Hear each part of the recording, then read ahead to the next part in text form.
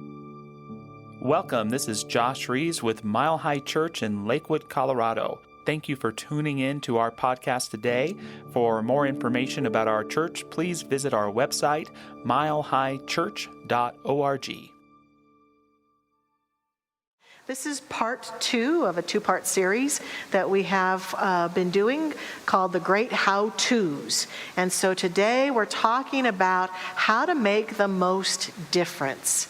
And what I have discovered and mentioned many times from right here on this platform is that in the career that I'm a part of in ministry, I stand with people as they're given diagnoses sometimes that indicate that their life may be coming to an end, or as they're leaving this earthly plane to head out to the next existence. And what I find is most profound and clear and consistent about those moments in people's lives is that I don't hear people talking to me about, I wished I'd worked harder, I wished I'd gotten more money or more things. Sometimes I wish I would have left a little more for my family, that sort of thing. But by and large, the thing that people say is that I wish I wish that I had known that I'd made a difference in people's lives. I wished I was more sure that it mattered that I was here.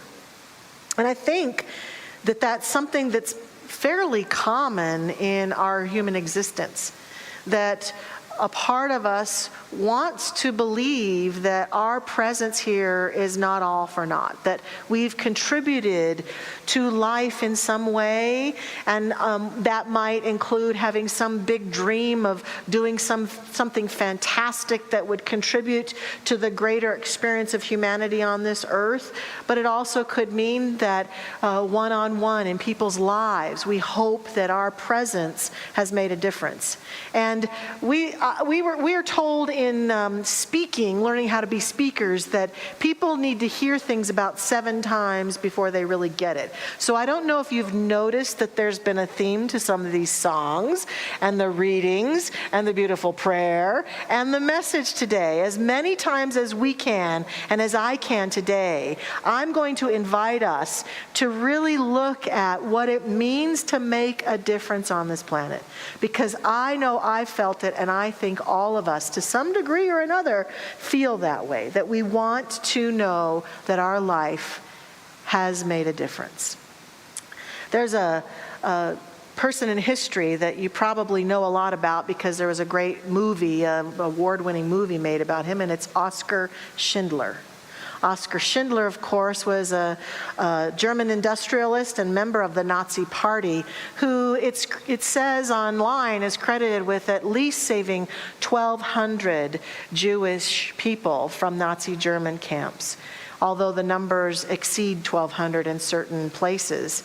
And he did this by employing the Jewish community in his enamelware and ammunitions factories, and then sneaking them out of Germany into safety.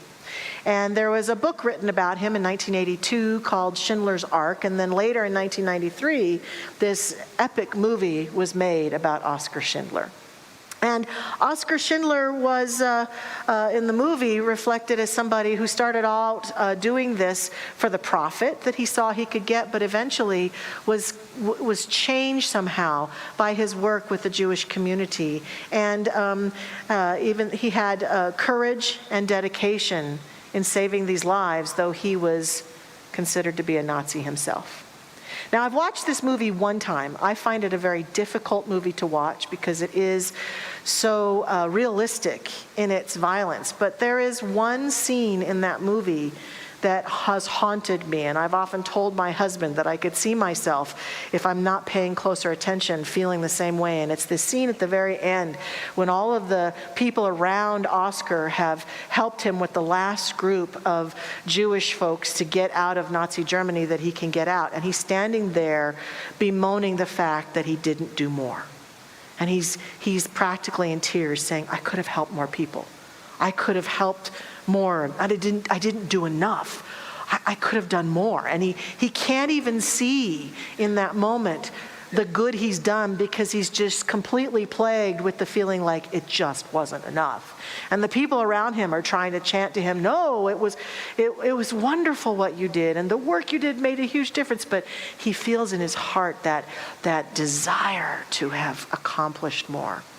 And though I'm not living a life where I'm out helping to keep people from being executed and keep people from dying in such a profound way, I do know that I live a life of service in ministry.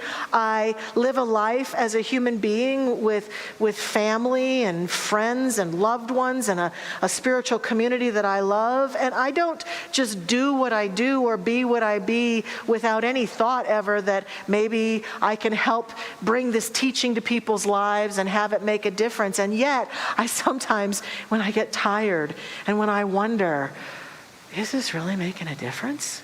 Will the life that I live really make a difference? And I think we all wonder that. And that's why I bring this scene from this movie and this question to us today, that we all ask ourselves, gosh, when we get tired and we get worn out and it just doesn't seem like we're feeling as though the impact we're having is enough, we wonder in exhaustion, am I really making a difference?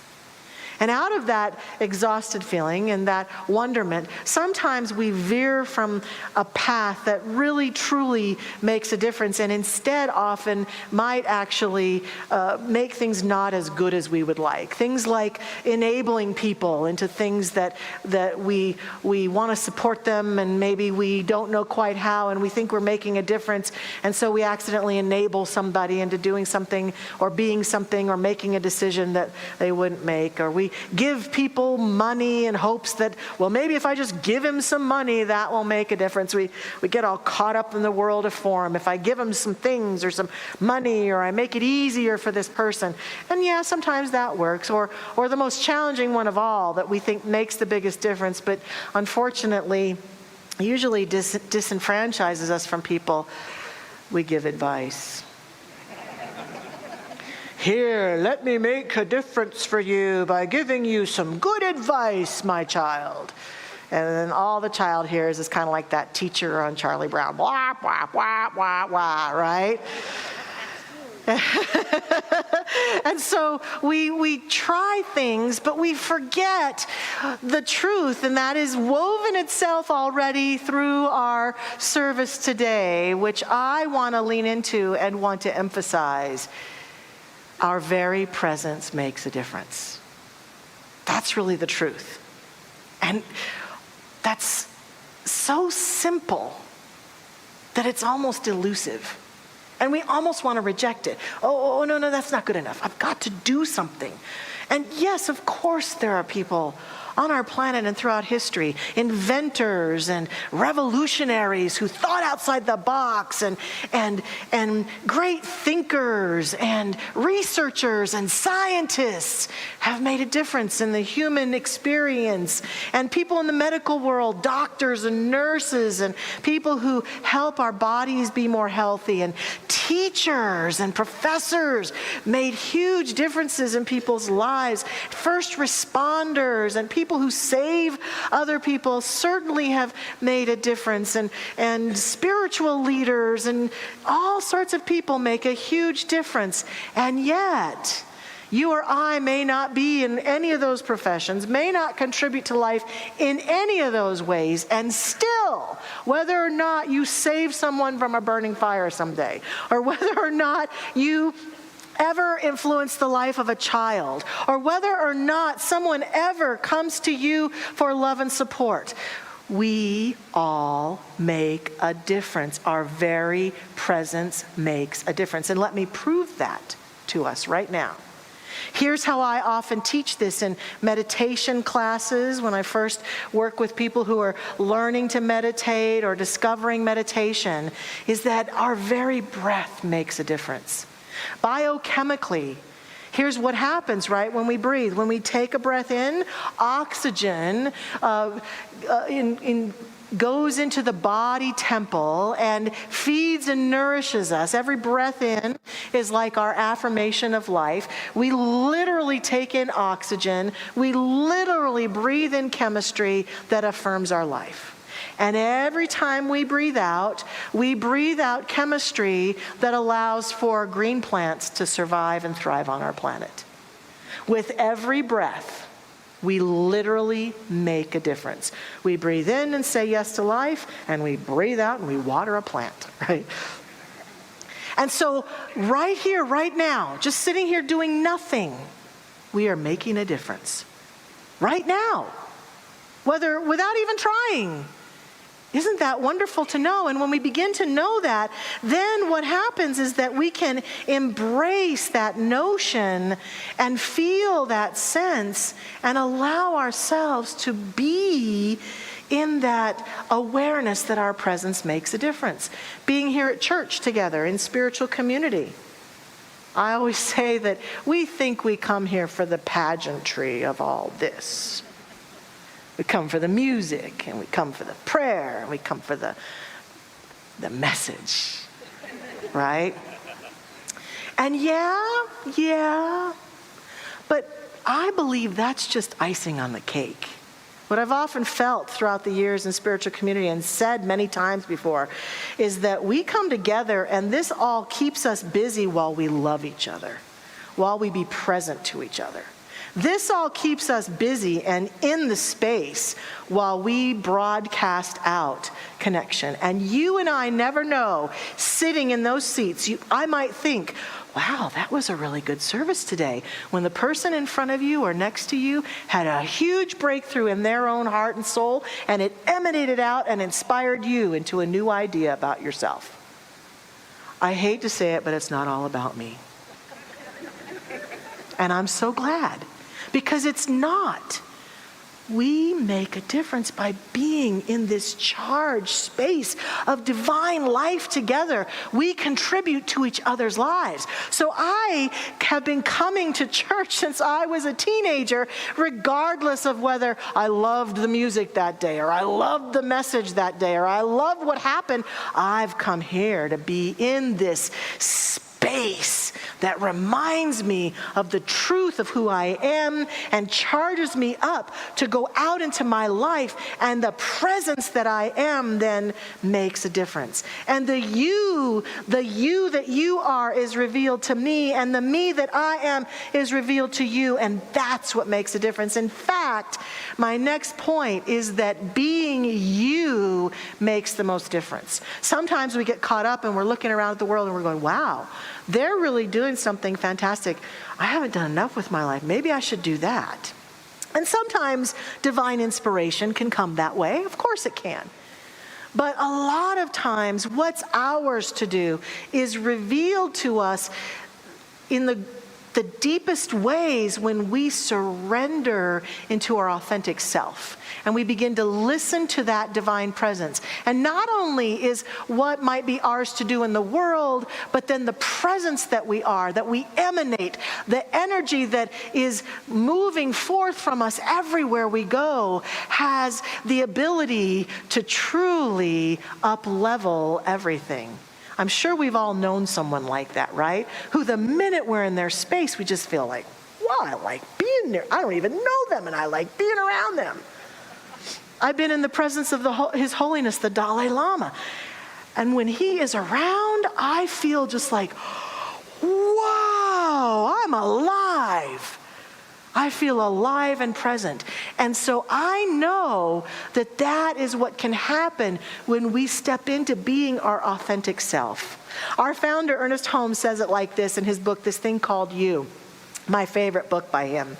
You exist that divine feeling, fire, imagination, and creativity may be expressed through you. The Spirit comes to you with a new and fresh creativity. You need not ask what others have done or how they've done it. Be yourself and express life as you find it. Never imitate. Trust the self. Find the self in God and God in the self. It's being our authentic spiritual self following our guidance, following our lead, following our energy that makes the most difference. And it's not what we do, but who we are. One of my favorite teachers, whom I quote a lot, the beloved Maya Angelou, said it like this. This is one of her most favorite quotes. "I've learned that people will forget what you said, people will forget what you did, but people will never forget how you made them feel." How do we most impact how people feel? By being our most authentic self, by being grounded and anchored in us.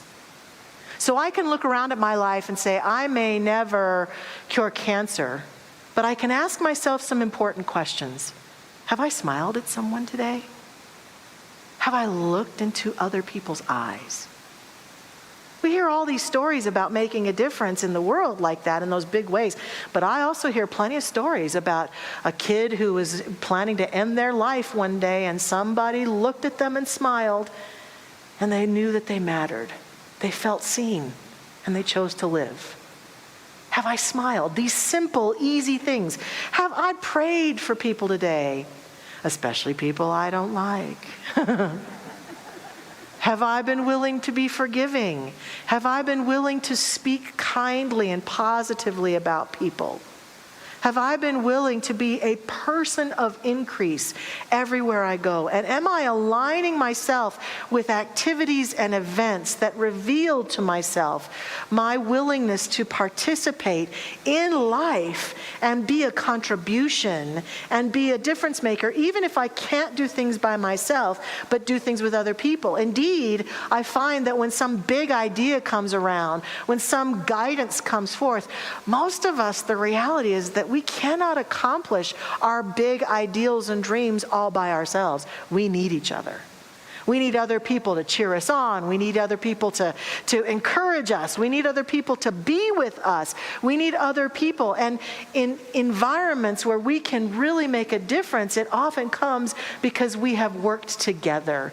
And the joy of that, to stand in my authentic self, follow my dreams and my desires, to be present, is palpable in my heart, in my life, in the difference that I make to myself and in the difference that I make to the organizations and places that I care about.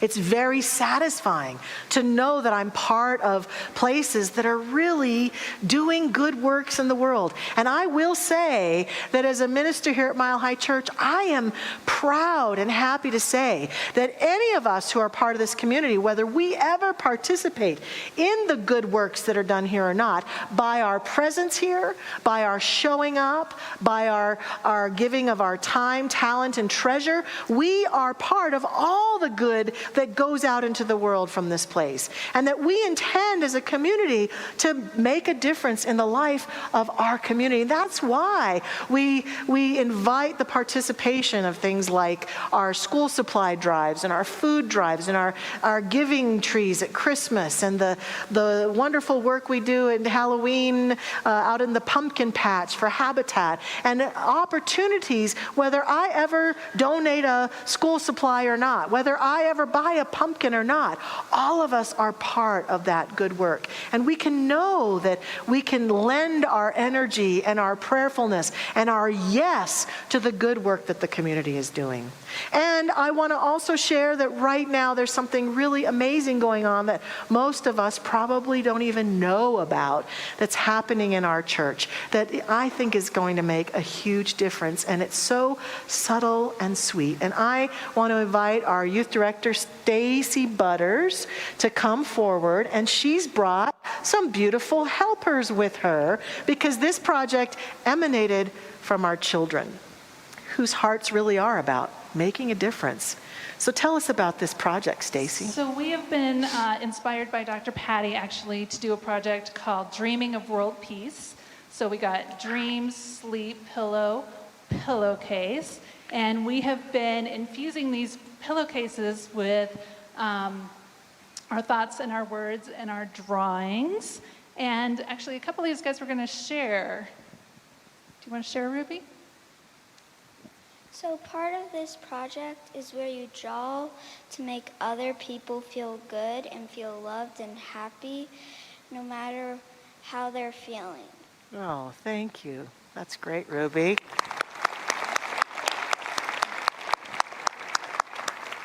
All right, so we already sent a group of these pillowcases off to Peru with Patty, where they were given to a group of children there. Interestingly, those children had been meditating for love and peace for all. So these pillowcases showed up just at a really divine time.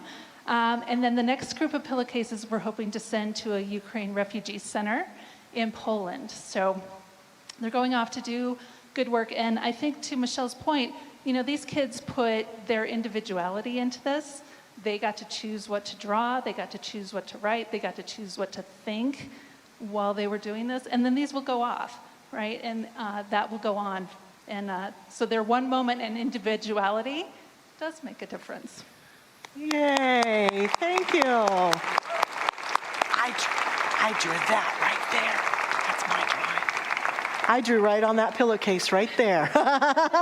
Thank you, kids. Thank you for showing us these beautiful pillowcases and for being a wonderful inspiration to us all. Great. Yep, and we are actually going to share this with all of you on August 28th. We're having a little end of summer celebration. We will have this project out. So yay, so we can participate. All right, yeah, wonderful.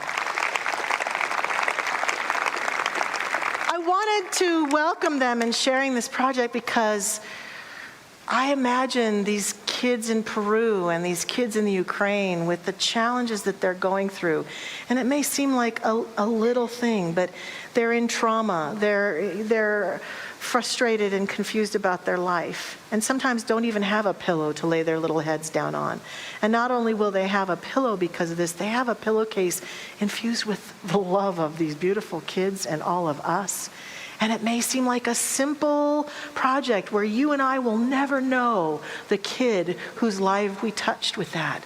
But little things like that we can lend our energy to can make a difference because we are all one. We exist in the one mind and the one heart of the divine.